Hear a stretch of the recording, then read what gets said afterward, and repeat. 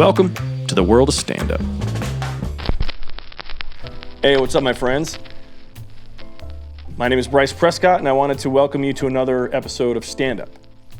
As you might know, the tagline of this show is a show about life and laughs. And so I'm here in my studio. I don't have a guest this week for the podcast, but I do have some interesting things that I'd like to discuss, and I figured that it would be okay if I just sat here in front of my cameras and share with you some things that have been important to me that might help you, as well as some experiences that this week have illuminated in me the reality of things that we get to be better at for the sake of our own mental health and our own happiness. As you might know, the last couple episodes, I had Rodney Norman, I had Wes Austin, and there was somewhat of a theme in jest in those episodes about how challenging and degrading it can feel to be in comedy and to go through the process of actually like writing jokes and not knowing if they're actually going to pop, understanding that delivery matters, and then you go in front of a crowd and they don't work or they do work, and you feel that personal rejection. You internalize that rejection. Your joke was the thing that they didn't like, but you feel like you were the one that's being rejected. And I noticed that you don't have to be a comedian to have that be something that you experience. Rejection and the way that we control our emotions is a common theme in our world, and something that a lot of people get wrong, myself included, over the course of the years of being the man that wears the several different hats that I do, not just Dodger hats, but I'm a father, I'm a husband, I'm a business owner, I'm a friend, I'm a comedian, I'm a creative person. All these different hats come with this sort of invitation for me to take something that's important, to create it, to put it out there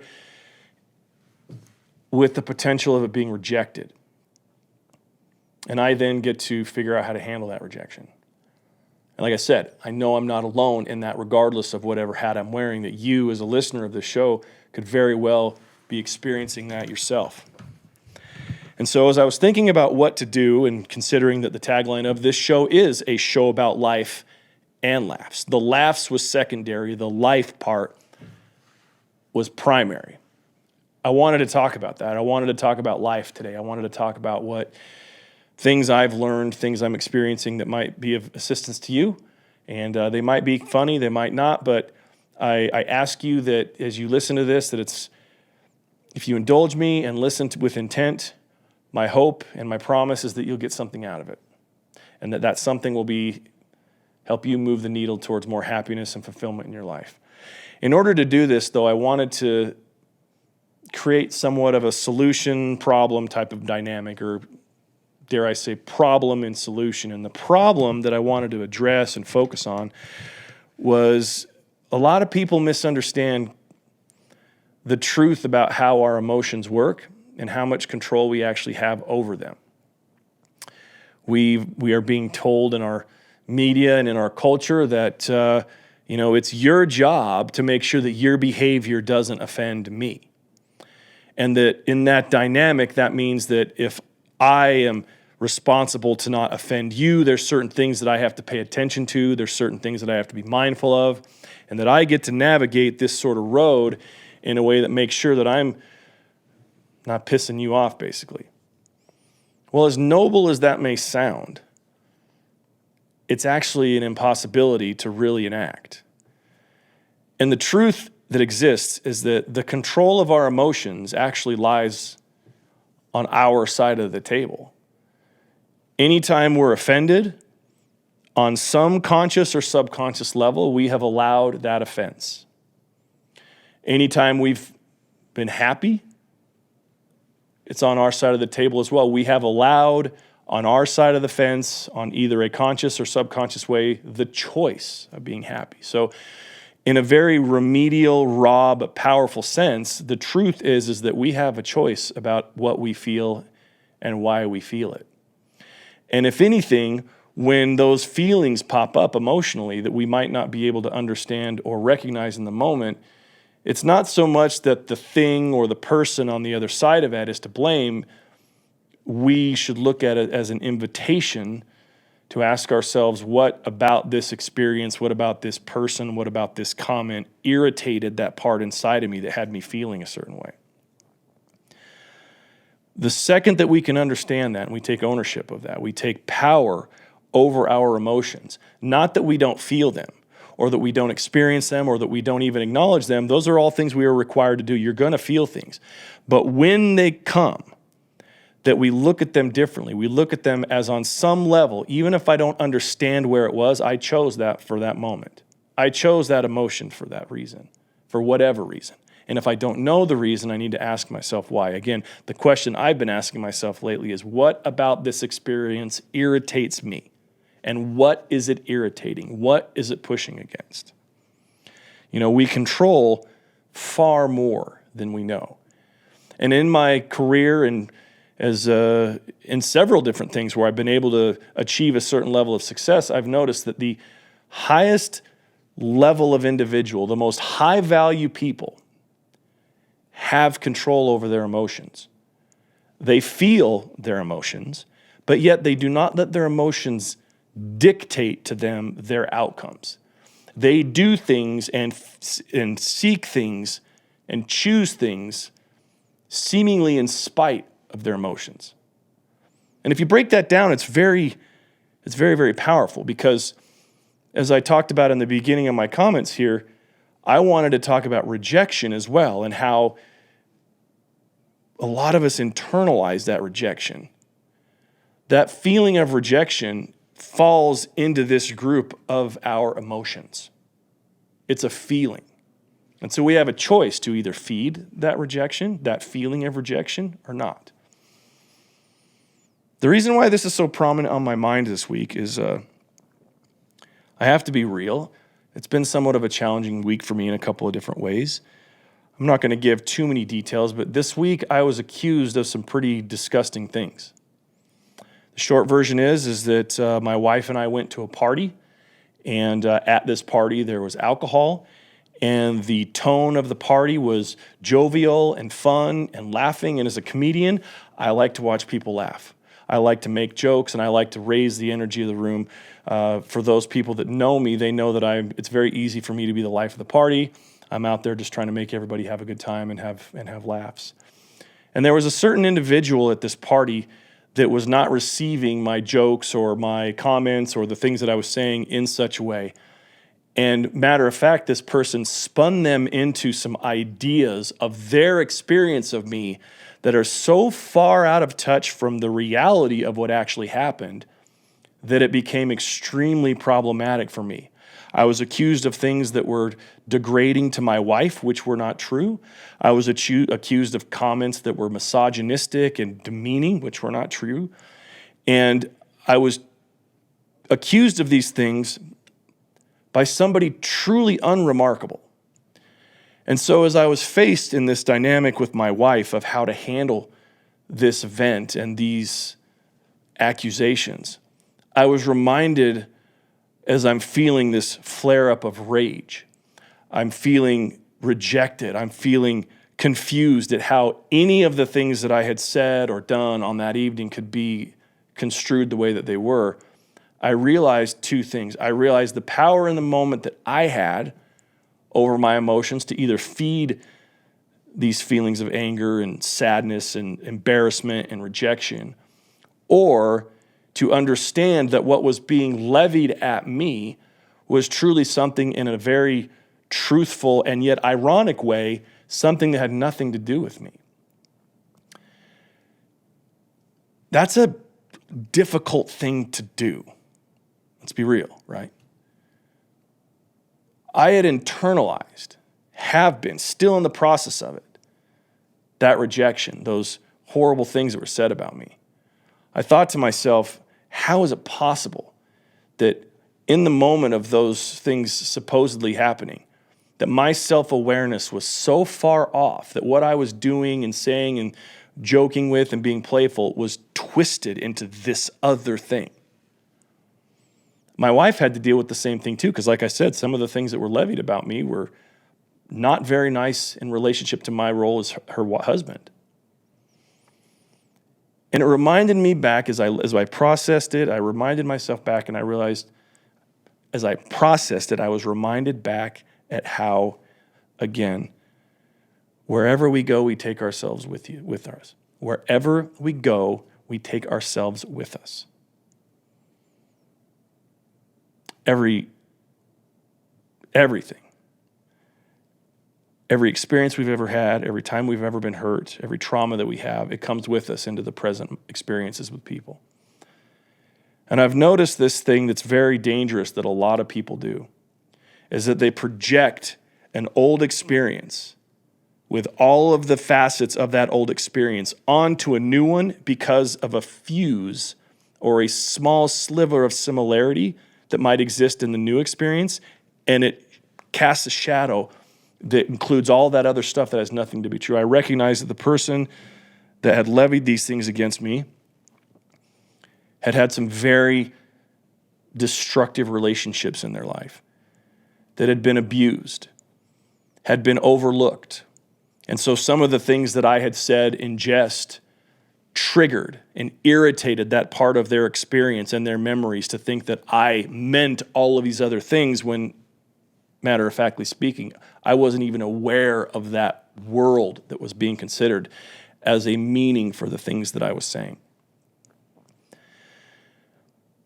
Well, why do I bring this up? Why is it important to talk about it? Not to air dirty laundry or anything like that, but it's more as a reminder.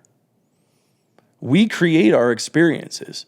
Not that we're magically waving some wand and that we can step into some new reality in the moment, which is a completely different conversation, but that how we choose to interpret and how we choose to project creates an environment to which invites another experience like that.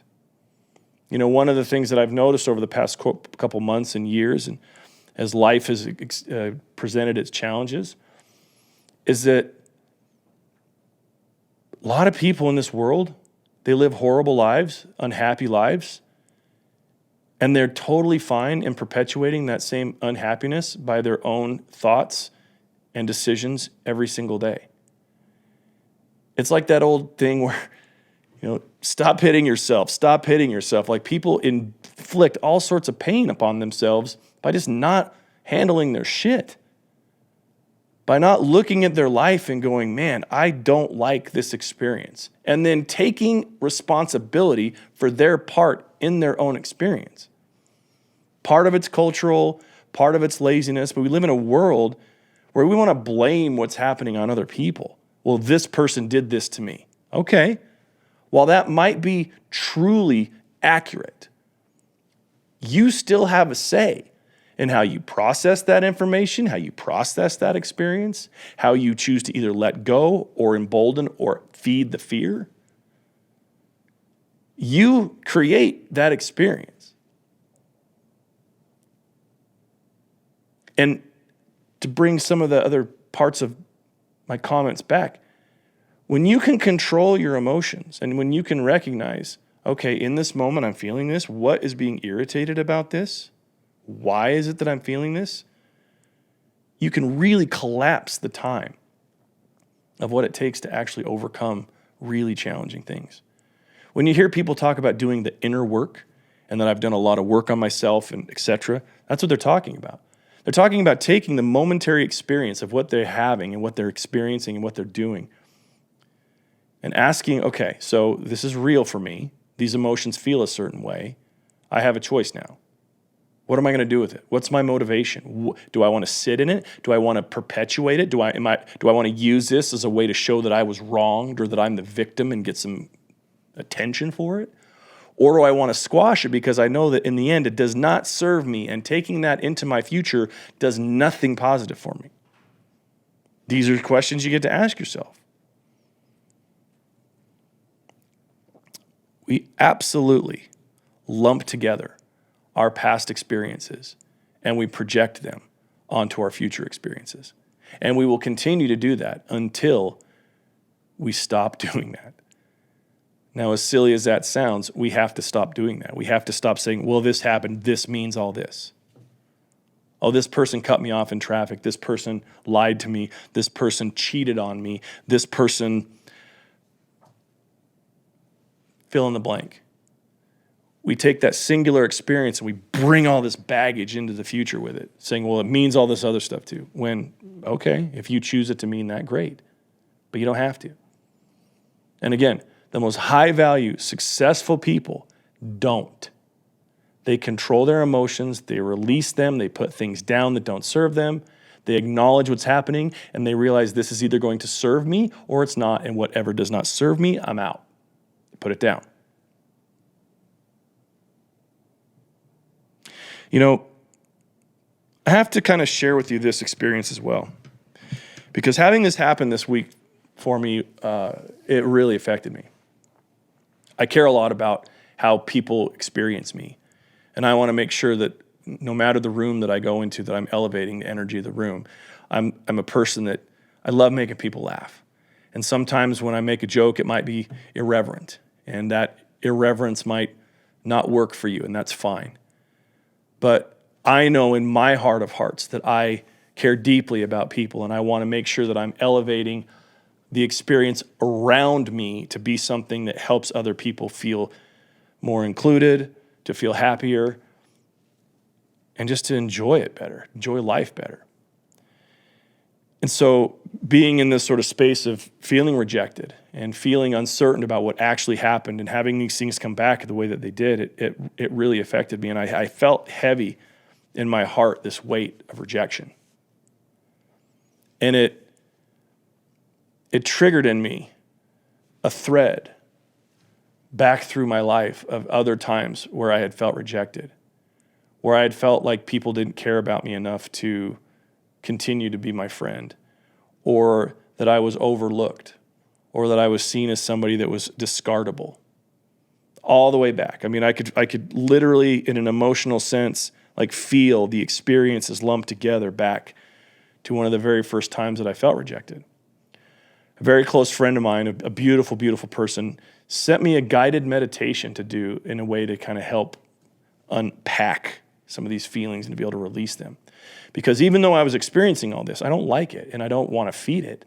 I want to overcome and I want to release and I want to be honorable to the person's experience that said that they had those with me and let that be their choice by allowing my choice to be one that says that's not real. Because I know the reality. I was there. And it wasn't anything remotely close to what was shared. So I did this guided meditation. And it was a very emotional and even spiritual experience.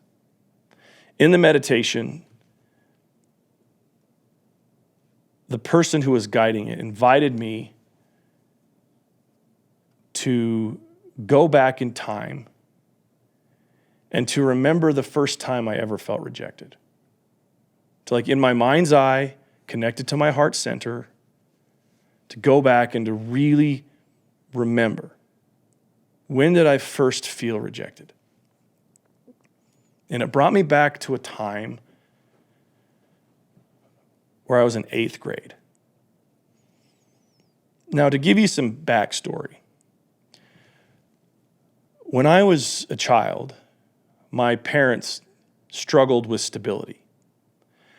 I went to a different school my 4th grade, 5th grade, 6th grade, 7th grade, and 8th grade years. Every time I would go to a new school, I was the new kid. And I was attempting to enter in to friendship groups that were already established. When I played sports, I was the new guy that was under scrutiny on whether or not I would fit into the team. I was a young musician, the same thing. I had to prove my weight, if you will, every time I went to a new school. I was a handsome kid. I was smart. I was articulate. And so I experienced a lot of rejection. But I didn't understand why, and so of course I had internalized it. But even though I know I have had rejection before 8th grade, there was this one experience that I had that really stuck out. You know, being that I was a creative kid and a musician, I wasn't a part of the cool kids crowd. And because I wasn't there, I mean, it was a brand new school every year for every one of those years. In 8th grade was the first time that I was even adjacent to the cool kids. As an 8th grader, I wanted to be one of the cool kids. I wanted to hang out with them because they were cool. I didn't know why they were cool. It was just the cliquish nature of junior high school. And I thought I was making friends with one of the leaders of the cool kids. And I kept cracking jokes, trying to be funny, trying to be memorable. And there was a time where he rejected me. He was like, yeah, dude, that's not funny. And it kind of pushed me out of what I was trying to be a part of in that circle of kids. And I remember standing outside, and again, this is in my meditation. I'm standing outside of our junior high school where everybody was congregating, and I'm in this group of like 7 or 8 kids, and I'm one of them. And the main leader guy's telling me I'm not funny, and maybe you should just move along. And I felt that heavy weight, that personal weight of being rejected. And you guys know, at 8th grade, you don't know what you're doing. You don't have emotional intelligence. You don't have any sort of sense. You're just fumbling along. You're growing. You're in the middle of adolescence. There's puberty. It's just a rough time. And it hurt. It affected me. It affected me in a very real way. And so in this meditation, was invited to look at myself now and to go back and talk to that kid. What would I say to that 13-year-old now that would make a difference? And I remember this moment in my meditation where I go and I put my arm around my younger self. I said, kid, it's going to be fine. Look at what you've become. Look at who you are. You'll understand it. It'll be okay. And I had this very emotional moment in my mind, and it manifested itself in my body with the way I was feeling, and even in tears, where I felt this connection to this younger version of myself where I felt okay. The meditation continued. And it invited me to consider where I might be in 30 years from now. So I, in my mind, thought about, what would I be doing at 77? What would my best life be at 77? Who can I become? And I'm in this sort of dream state of like this person that I've created to be, that's me. But 30 years of experiences, 30 years of growth, 30 years of successes.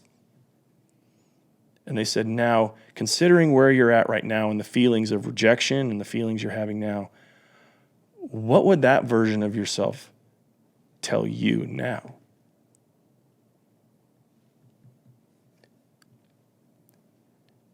And it was very emotional because I envisioned this older version of myself telling me that I was very close to a massive breakthrough and that I didn't need to try so hard.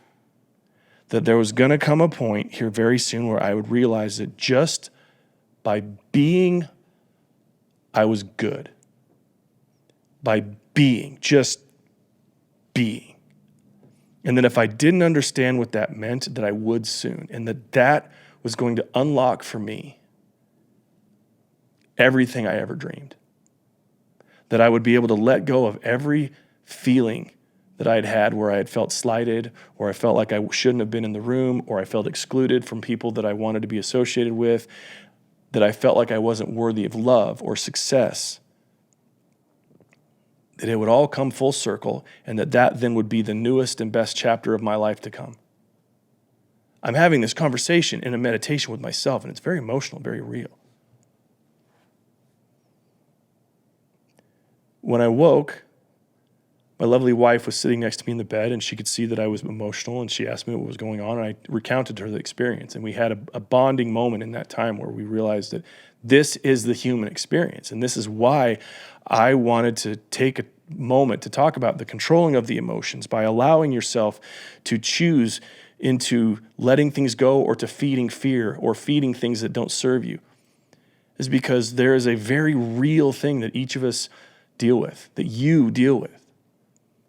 You either accept who you are or you don't. You either allow yourself to recognize in real time the greatness that you have inside of you and the capacity that you have to create something for yourself that is truly magnificent, or you don't. And it starts with that decision, that moment is a tower moment for your life when you can realize I'm actually great. I might have messed up. I might have not done the right things all the time. I might have done things that hurt me. I might have hurt other people tremendously bad through my actions and intentions. But all of that notwithstanding, from this moment on, I can step into a new place and a new reality that I allow myself to be a purveyor of greatness. And I see it and feel it in the moment. That's a choice too. So the reason why I wanted to share this and I wanted to take this time is for two reasons. The first one is I wanted to invite you to give yourself some grace. We're really hard on ourselves a lot. We fuck up and we think that has to now be a part of our identity and that we have to live with that scarlet letter of our mistake forever. We don't. Newsflash. If you've made mistakes and you fucked up, you're not special. You're like every other person on this planet. And as we judge each other, I want to remind you that just because my mistakes might look or feel or smell different than yours, it doesn't make yours any better or mine any worse or mine any better and yours any worse. Give yourself grace. The most important attention that you can give to yourself is the allowance of the surrender that you are actually able to be perfect. The human experience is one of trial and error. It's one of creation. And so we can create something new in the midst of the rubble of our stupid and horrible mistakes. And frankly, that's the point. Is that there's power in that. There's personal growth in that. And that power and personal growth creates beauty. The second thing that I wanted you to understand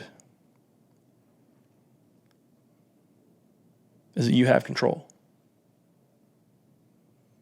And if you can't see it, at least start by entertaining the idea that you do.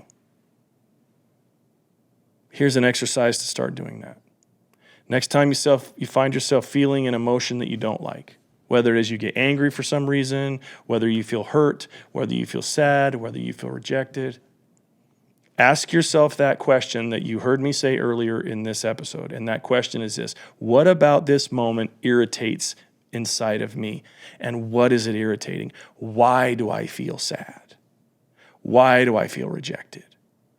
What is this moment allowing me to experience that would give me new information so that I would be empowered then to make a better choice for myself?